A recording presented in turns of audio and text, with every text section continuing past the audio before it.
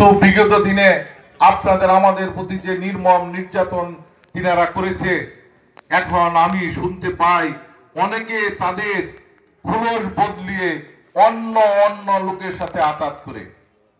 আমি আপনাদেরকে বলতে চাই, আপনারা বিগত দিনে আমরা প্রতিহিংসা রাজনীতি মুক্তাগাছায় তথা দাউগাঁও ইউনিয়নে প্রতিষ্ঠিত করতে চাই না।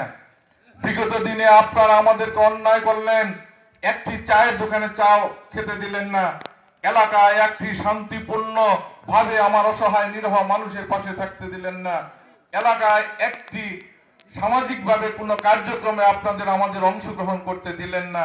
বিগত দিনে 17টি বৎসর সকল পর্যায়ে নেতা কর্মীদের আপনারা সাধারণ মানুষ সহ অন্যায় অত্যাচার করলেন। এখন যদি আপনারা খোলস বদলিয়ে অন্য কোনো কারোর সাথে হাত মিলিয়ে আমাদেরকে ক্ষতি করতে চান, তাদেরকে কি এখনো আর সেই সুযোগ দেওয়া সম্ভব?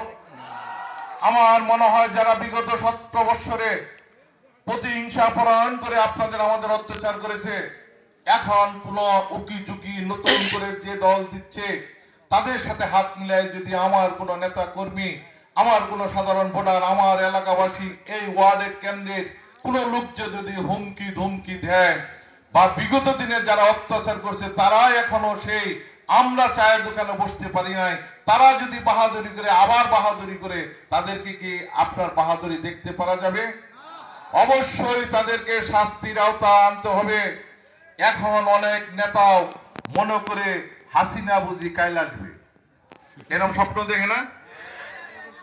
আমি আপনাদেরকে বলতে চাই, হাসিনা যে অন্যায় করে বাংলাদেশ থেকে বিতাড়িত হয়েছে, বিএনপির হাজার হাজার নেতা কর্মীর খুন হয়েছে, আলেমে দিন কোমলমতি হাফেজদেরকে শাপলা চত্বরে শহীদ করেছেন, বাংলাদেশের হাজার হাজার জনতাকে গণহত্যা করেছেন, আয়না ঘর নামক যেন হাজার হাজার মানুষের হার মাথা পেয়েছে, এই সবার বিচার কি হাসিনার বিরুদ্ধে হবে না?